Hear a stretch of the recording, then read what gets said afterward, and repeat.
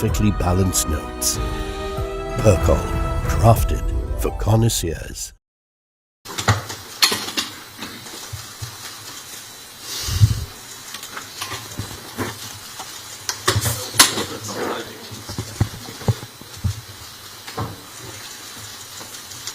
Thank you. Thank you. Chalo, thank you.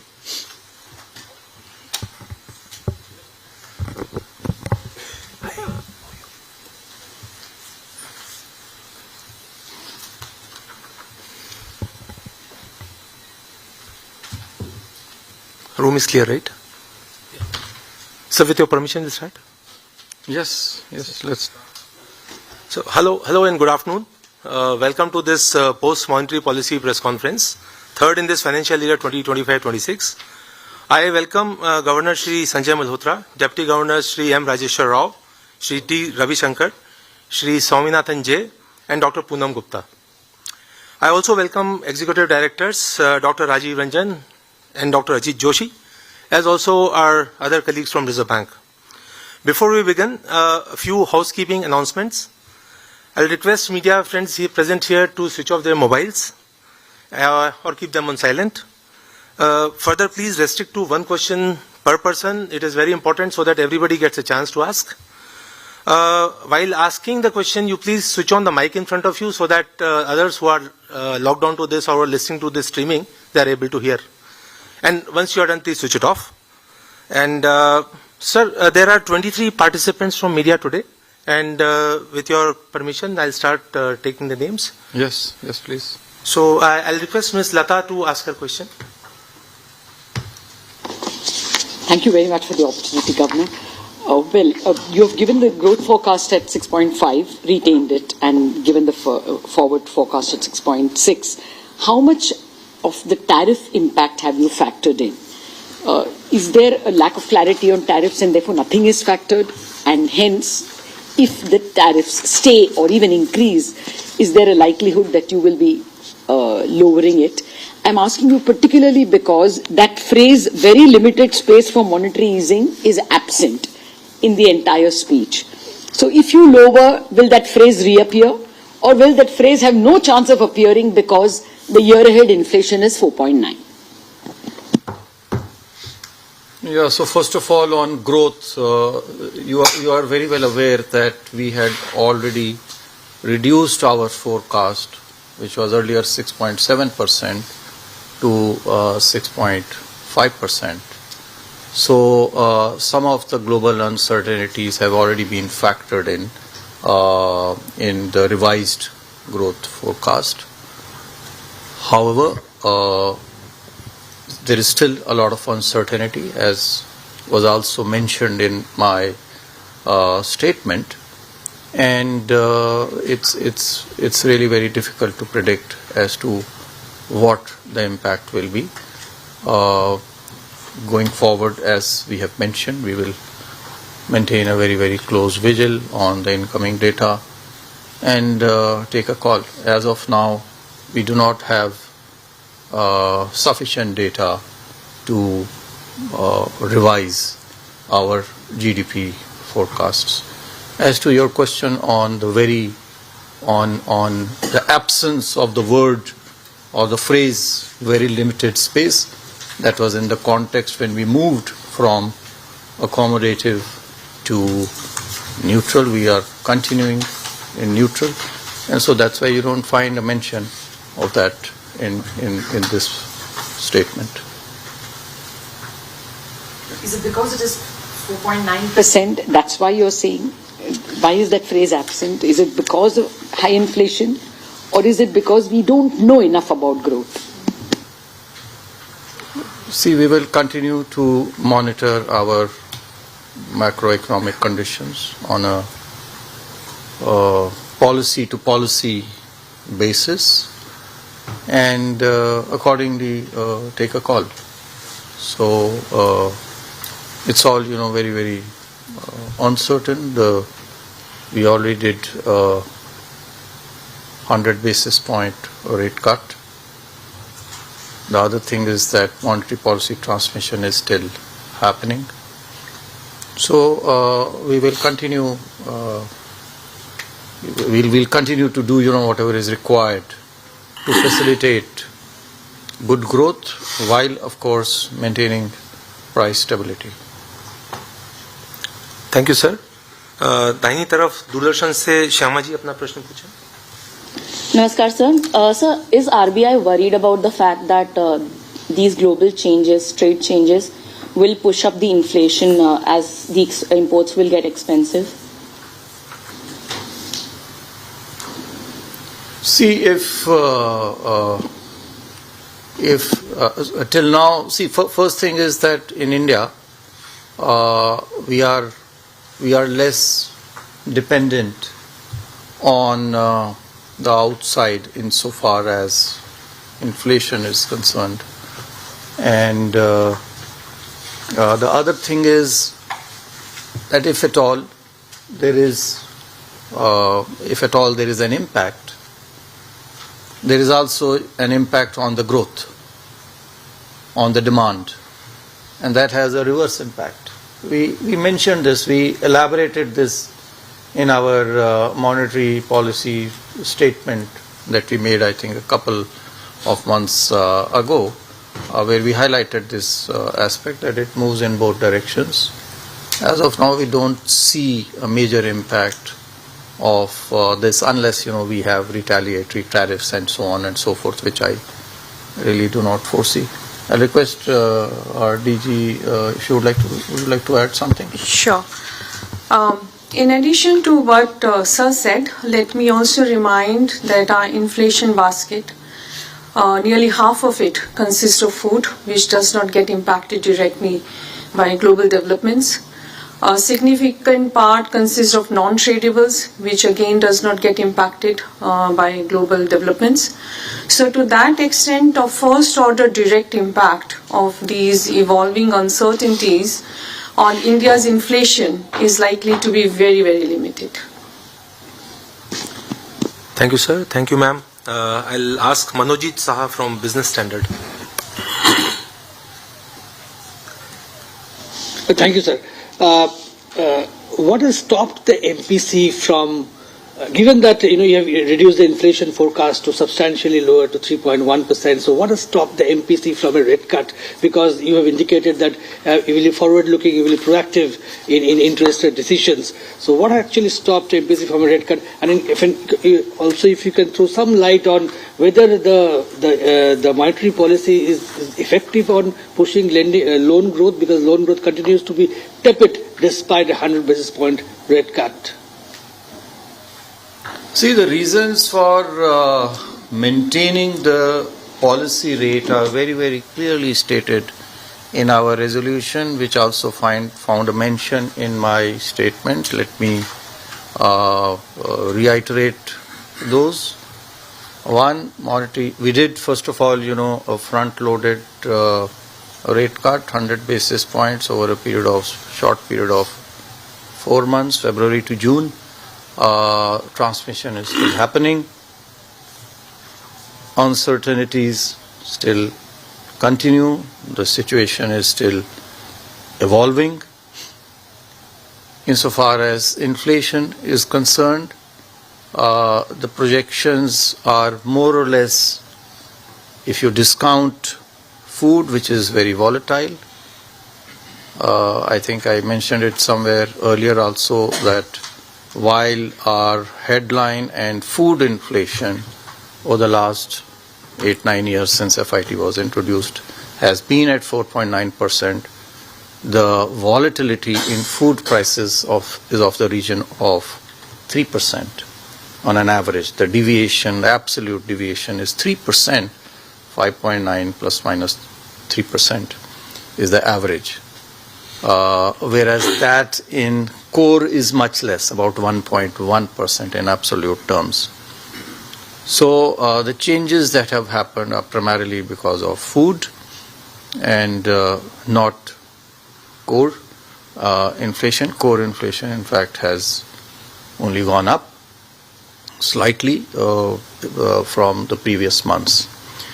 So these are the reasons that we have continued to maintain the policy rate We will keep watching incoming data and evolving outlook of our macroeconomic conditions, and the MPC will, accordingly take a view on a policy meeting to meeting, from meeting to meeting. Insofar as the impact of rates is concerned, I have given figures in the statement. It's about 71 basis points on the credit side. On the credit side, bank credit rates till June, within a period of 4 months. 71 basis points, of which about 55 basis points is because of the change in the rate and not because of the change in the mix of the credit loans. So that has happened, and obviously that will certainly help not only growth in credit, but also it will impact the real economy. As you are all aware, it happens with a lag. This time, while the rates have of course come down significantly faster, the impact on the real economy will also start to happen. So there is no reason to believe that this will not have a growth-inducing impact.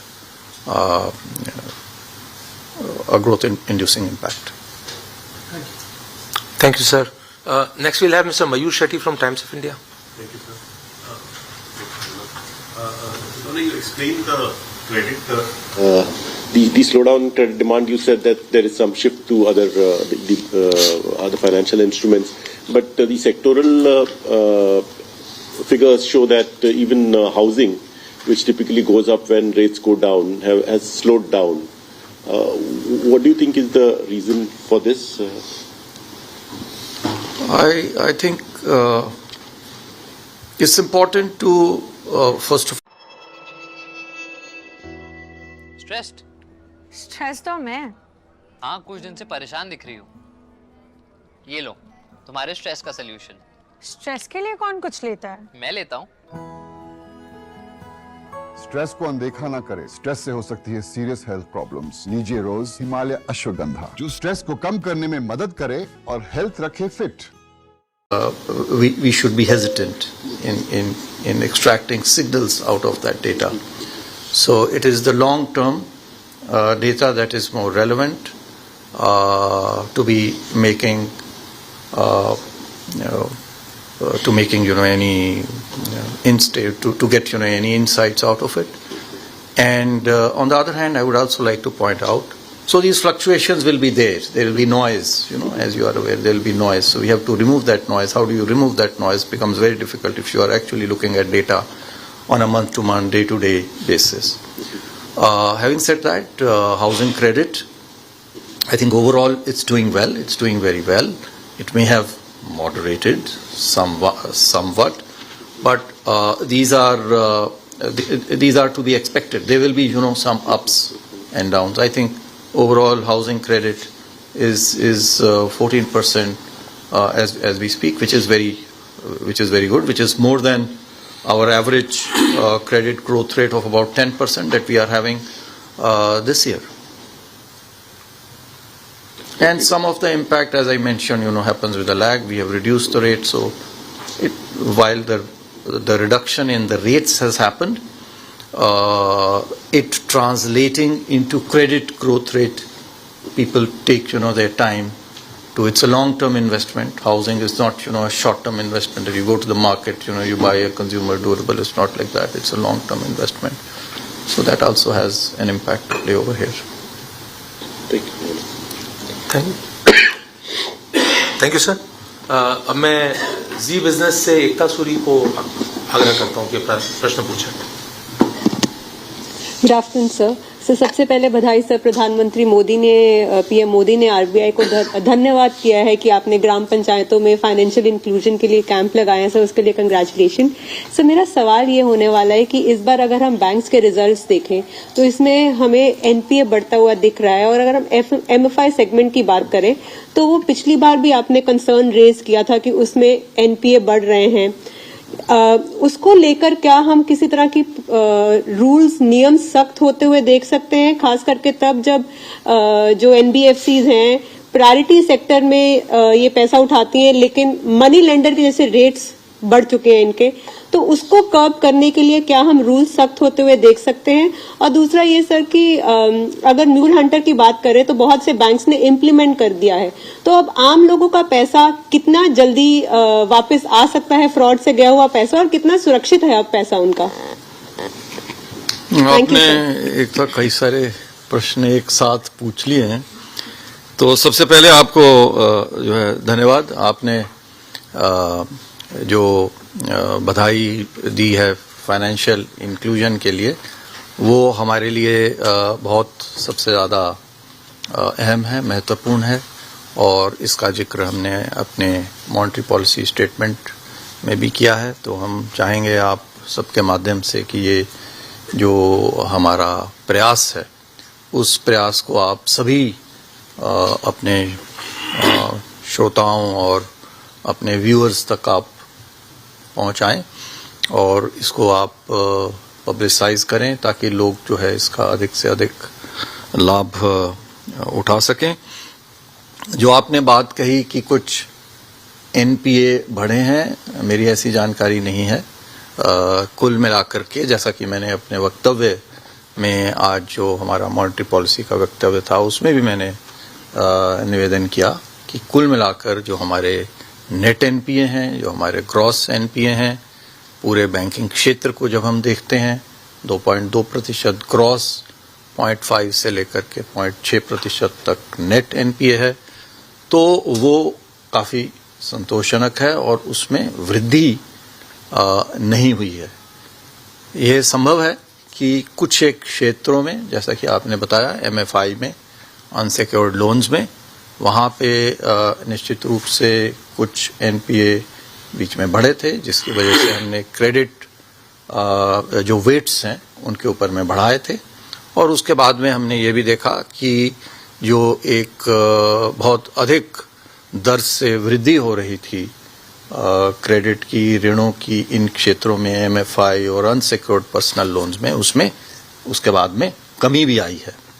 तो कुल मिलाकर के लेकिन इसमें कोई चिंता की हमारे लिए कोई विषय नहीं है, और हमारा ये बिल्कुल हर समय ये प्रयास रहता है कि स्पेशली जो, जैसा हमने कहा, bottom of pyramid micro finance जो लोग ले रहे हैं, छोटे छोटे 10,000, 20,000, 50,000 रुपए तक के जो लोन ले रहे हैं, और वो हमारे पूरे जो स्टेक होल्डर्स हैं उसमें एक बहुत अहम और महत्वपूर्ण अंग है। लगभग 8 करोड़ लोग एमएफआईज, हालांकि अमाउंट संख्या में केवल 3 लाख और 75,000 करोड़, लगभग 4 लाख करोड़ रुपए के करीब ऋण हमने उनको दिया है।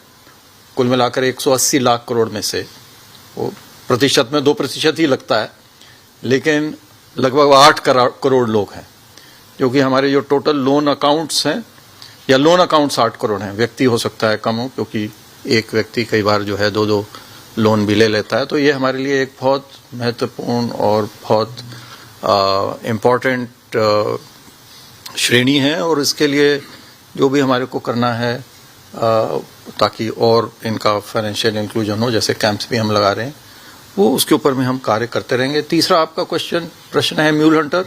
म्यूल हंटर से निश्चित रूप से सबसे पहले मैं ये कहना चाहूँगा कि पिछले वर्ष जो हमने देखा, जो फाइनेंशियल फ्रॉड्स हुए हैं, वो अगर आप कुल अमाउंट में देखते हैं तो उसमें लगभग जितने हमारे वर्ष 23-24 में हुए थे उतने ही हुए हैं, कोई अधिक बहुत ज़्यादा वृद्धि नहीं हुई है। तो जब आप प्रति ट्रांजैक्शन अगर उसको देखेंगे तो उसमें कमी आई है, तो ये एक हमारे लिए संतोष का विषय है। दूसरा, म्यूल हंटर का हमारा जो कार्यक्रम है वो काफ़ी आगे बढ़ रहा है। 15 बैंक्स इसके अंदर हमारे लिए सम्मिलित हो गए हैं, और निश्चित रूप से इससे भी इस दिशा में हमारे को लाभ मिलेगा। बहुत धन्यवाद sir. Now will ask Vishwanath Nair from NDTV profit to ask his question. Thank you very sir. Governor, the conversation or the uncertainty, so-called uncertainty after the tariff policy measures that have been announced from the US, they're still continuing. The president there consistently makes statements about specific tariffs to India. A lot of economists have pointed out that monetary policy may not be the appropriate tool to support Indian businesses in such a scenario. Is there anything that the RBI can do or is prepared to do on top of, say, cutting rates? On top of what are you hinting? See, we have taken a number of measures to support growth. It's not only on the monetary policy, liquidity side, even on the prudential regulation side, we have taken measures. Even on the FEMA side, I think we have taken, we have a draft now which will be put up, so as to ease doing businesses, to ease doing international trade, and we will continue to do whatever is required to be done in such a scenario. Of course, trade negotiations are still continuing. We are hopeful that we will have an amicable solution. Thank you, sir. Next, we have Hamsini from Money Control. Hi. Governor, when we speak to banks, one of the largest fears that they have is with respect to growth. And they're also seeing a large part of their deposits moving out into equity and equity-related products, or rather, corporatization of deposits, as bankers call it, is a trend that they're increasingly seeing.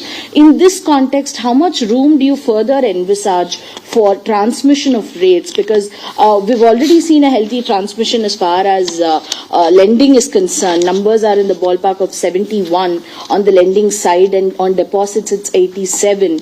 We've had 100 bips cut from February. Do you see further room for rates happening for banks? Considering that their balance sheets will also remain healthy, should they transmit more money, or should we look out for a longer pause in rate actions, sir? Which of the two is more likely to play out? No, see, that is for the moment. I think I answered your question earlier. We will continue to look at the incoming data, and the Monetary Policy Committee meets every 2 months. We will consider all possible scenarios. And basis that we will take a decision. It will not be right on my part to preempt. Not only preempt, I mean, I really do not have, as of now, any answers. We will see whatever was to be done today has been done.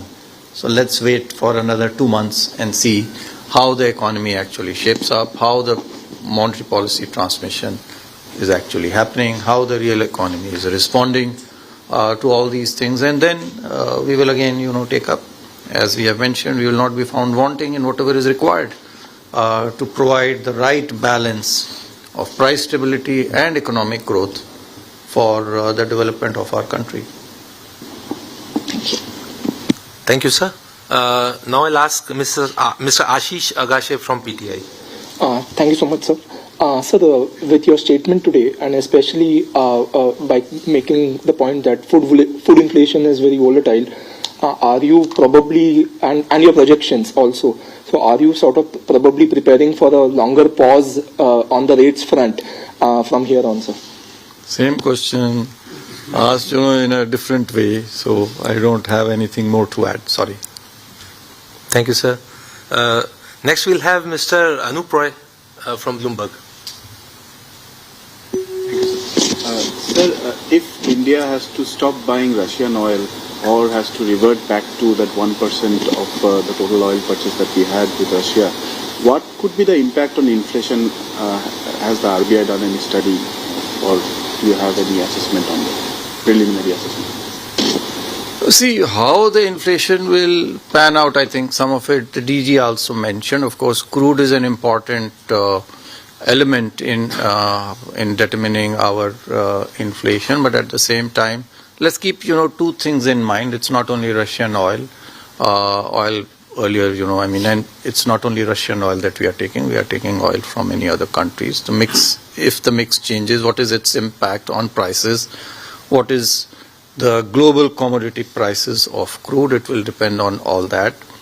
And the other thing it will depend on is how much of its impact, downwards or upwards, is actually taken by the government in the form of excise duties and other tariffs.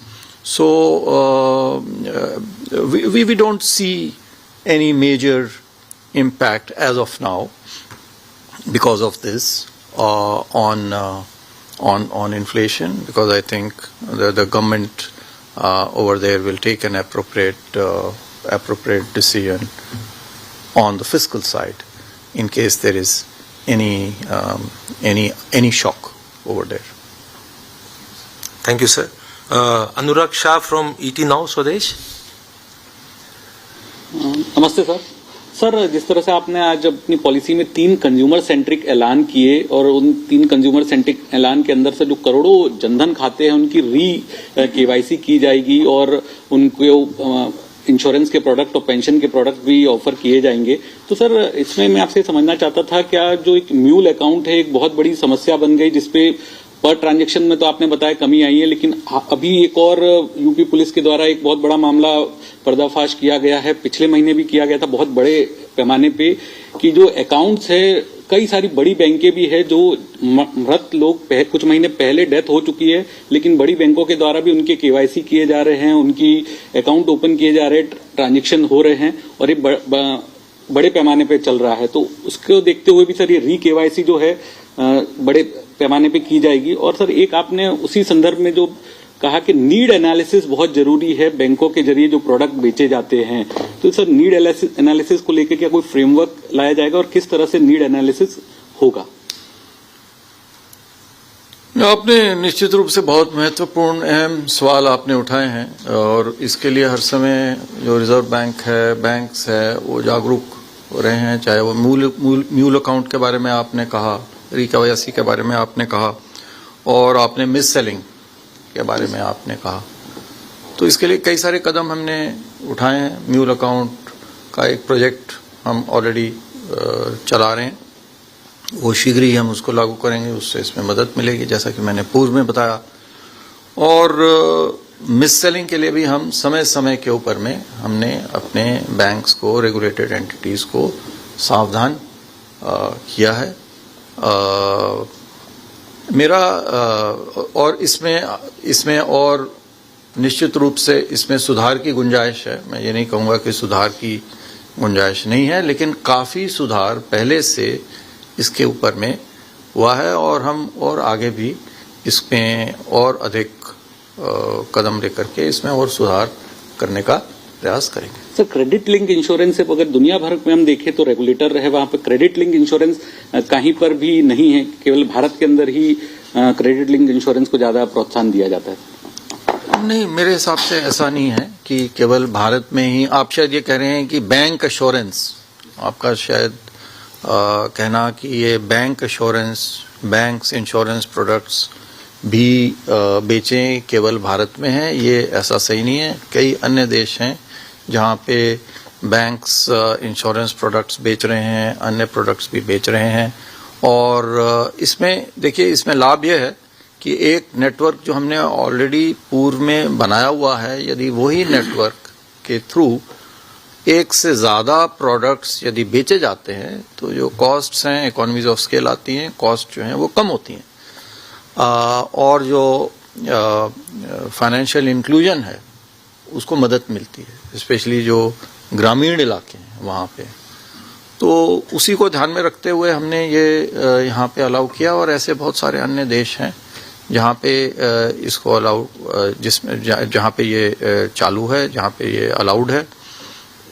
हमारा प्रयास यही रहना चाहिए कि miss selling न हो, need analysis हो जैसा कि आपने कहा, और इसका सही प्रयोग सही लोगों को ये प्रोडक्ट्स बेचे जाएं। तो हमारा ध्यान उस तरफ रहना चाहिए, न ये कि हम इसको टोटली बैन कर दें या बंद कर दें।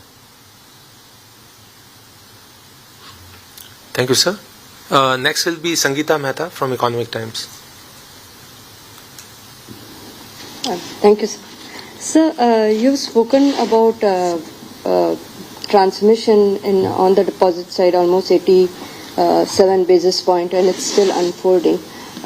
What I wanted to understand from you is that deposits in financial savings has also is likely to fall if interest rates come down.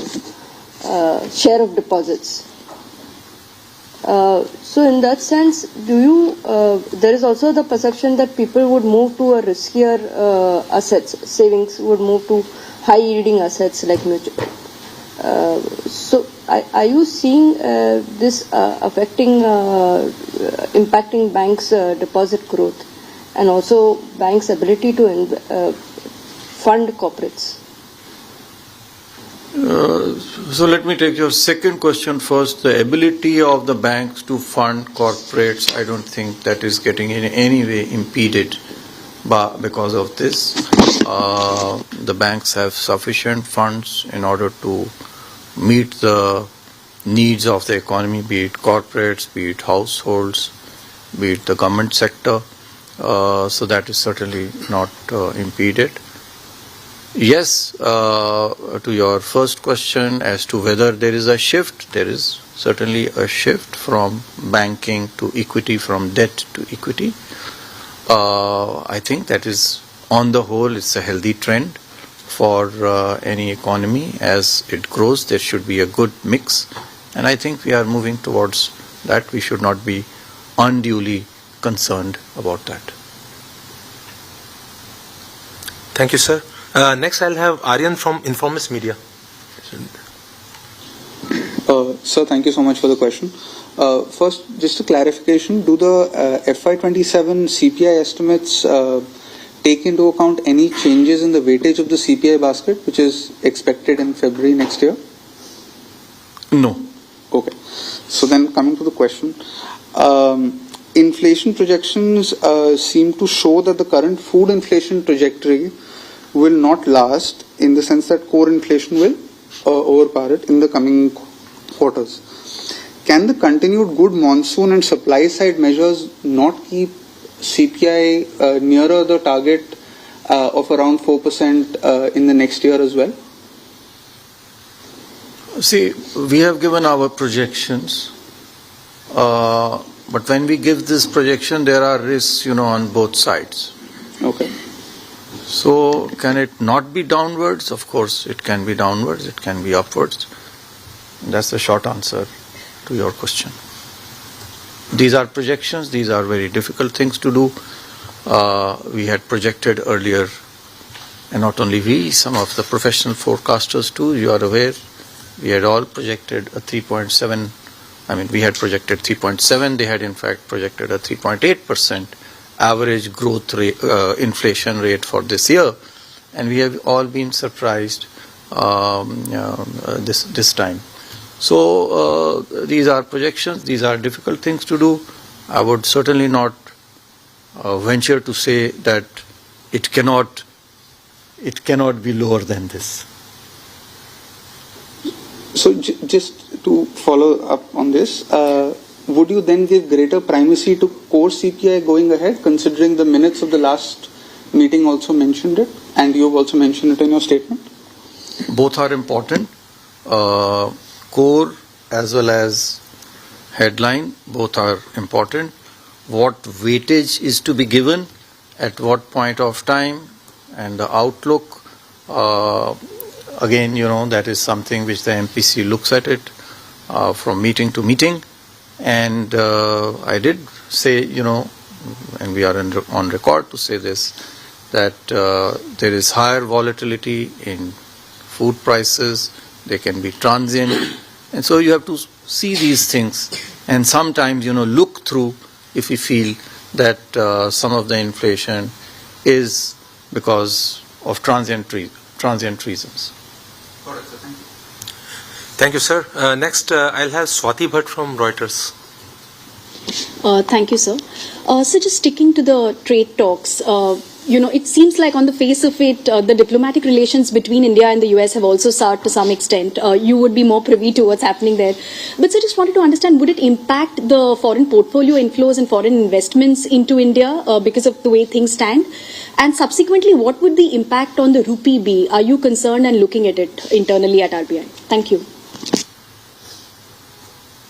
See, foreign flows, inflows, outflows depend on so many things, both, current account and capital account. Very early, actually, to say, but as I mentioned earlier, we are quite confident that our reserves are, we are having 11 months of merchandise imports reserves. And so we are very confident of meeting whatever needs are there from the external sector. Thank you, sir. Next, we'll have Mr. Ankur from ET now. Thank you, Punitji, for giving a chance. Good afternoon, Governor. You have kept intact the projections for FY26 at 6.5% as far as GDP is concerned. In your statement, point number 10, you have mentioned that growth remains robust, in line with your projections, but below your aspirations. What is the aspiration you would want to have first? And another thing, last time when we had interactions, you did give assurance on one particular banking name, and whereby now the MD and CEO is also appointed. I want to understand from you, now any kind of remedial action is still remaining from the bank side, because on SEBI front, yes, final order is still remaining, but is RBI also looking into it and the responses which has been given or the action which has been taken by the bank is sufficient? See, we don't take specific entity-related, bank-related questions, so I will avoid that. But your first question related to what is the aspirational growth rate, it is certainly more than 6.5%. And in the past we have done, I think, 7.8% on an average. We have done that. So certainly, we should aspire for higher growth rates than 6.5%. Thank you. Thank you, sir. Next, we'll have Laltendu Mishra from The Hindu. From that side, sir. Good afternoon, Governor. US President Donald Trump has said that Indian economy is dead. What is your reaction to that, sir? No, I am not the right person to react to the president. But yes, I mean, you are all aware we have a very robust growth rate, 6.5%. And in fact, as per IMF, 6.4% and 3% growth rate of the world, when they look at that, we are contributing about 18%, which is more than US, where the contribution is expected to be much less, at about, I think, 11% or something. So we are doing very well, and we will continue to further improve. Thank you, sir. From the right-hand side here, Mr. Mahesh Naik from FE. Good afternoon, sir. Thank you for the opportunity. Just wanted to know, is today India ready to bite the bullet on capital convertibility, full capital convertibility? I would want your view on that, because having a very strong economy, do you think we can forego a temporary pain and look into fully capital convertible? There is no proposal for any changes as of now. Thank you, sir. Ms. Gopika from the Mint. Good afternoon, Governor. This was regarding the currency depreciation we've seen over the last 1 month. Dollar rupee has risen by around 2.8%. Is that limiting RBI's ability to cut rates? And secondly, taking Ankur's question forward, in similar circumstance, we've seen RBI suspending the board, taking over, appointing RBI nominee directors on the boards of such banks where there is a fraud or instances of fraud which have happened. Is RBI planning to take any action against the promoter or the board in this particular case, considering RBI has also allowed the promoter to increase the stake and also appoint 2 nominee directors on the board? See, we don't take, as I mentioned earlier, we don't take any entity-specific questions, so I will skip that. Rupee depreciation, again, there will be some volatility. We are living in very uncertain times, as you are aware. And so some of the volatility is expected. The volatility is there not only in our currency, but even in currencies of other countries, including the US. The US currency has seen appreciation and then depreciation, both side movement of about 10%. So in that context, our movement is much less. How does it impact our monetary policy? As I said, it is a mix of so many things, but more so, the domestic growth and inflation dynamics. Thank you, sir. From the same side, Mr. Piyush from Hindu Business Line. Yeah. Good afternoon, Governor DGs. Thanks, Manoj. Sir, the upper layer NBFCs are supposed to get listed by next month. Tata Sons has filed for a deregistration of their NBFC CIC license. What is the update on that? Will you give them an extension or will you approve their request? One.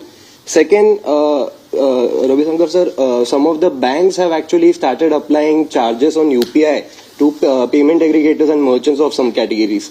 Governor sir had in his earlier public remarks mentioned that UPI can't be free forever. So from a regulatory perspective, do you allow banks to, because this is no MDR, so they are somehow wanting to monetize this particular thing. Any views in this regard? Thank you. Well, let me come in first, and then I'll pass the floor to DG Ravi Shankar. You are aware, entity-specific questions we avoid, right? But, saying that I said that it cannot remain free forever, I never said that. I'm sorry. I want to clarify, I never said that it can remain free forever. The question was, I think, to the effect that whether do you see that the MDR, etc., will be charged on consumers. And I said over there that there are costs. What is important, I said, is that there are costs, and these costs have to be paid by someone. Who pays is important, but not so important than someone footing the bill. And so it is important for us, for the sustainability, that whether collectively or individually, someone pays for it. So I never said that it cannot remain free forever. My sense is that it is not free even now. Someone is paying for it. The government is subsidizing it. But somewhere the costs are being paid. The question really is who pays for it. That is the other question. But I never said that the users will have to pay. I think I did mention that the government policy has actually helped in expanding the use of UPI, and I gave some numbers, 31 crore to 61 crore per day UPI transactions over the last 2 months. So I'll leave it at that, and then I'll request DG Ravi Shankar on if you have to add anything over there. Nothing else. I think that answers this question. Yeah. Thank you, sirs. Next, I'll request Mr. Hitesh from Indian Express. Sir, in the monetary policy report, you have made some assumption with crude oil at USD 70 per barrel and rupee at 86. Is there any need to change it, the current situation? We just did this modeling. We have just taken these assumptions. As of now, obviously, there is no need to change it. Going forward, what happens? It's evolving. Things evolve. Earlier, we had taken some other numbers. And as data comes in, I'm not saying, that these are sacrosanct and I will stick to these. No, I'll not be so presumptuous to say that. But as of now, yes, these are the best estimates that we have. Thank you so very much, sir. Lastly, we'll have Ben from New Indian Express. That's it, sir. Hi, sir. You have mentioned the volatility in the food prices many a time during the conference also. There is some talk about, or there is some call by some economists for taking out the food basket from the retail inflation. What is the RBI's and the MPC's view on that? Is there any talk within MPC or RBI? Our target is certainly the headline inflation, and the FIT is due for a review. Every 5 years we do it. There is a discussion paper which we are preparing and which we will open to public consultation. And after that, a view will be taken. The final view has to be taken by the government. We'll give our views to the government as to how, we should move ahead in this regard. Thank you. Thank you. It will be for the public also, right? Yeah. Thank you, sir. For the public. Thank you, sir. With this, we come to the close of this press conference. I thank the top management of Reserve Bank for answering all the questions, and I thank you all for making it very interactive. Have a nice afternoon and good day. Thank you very much.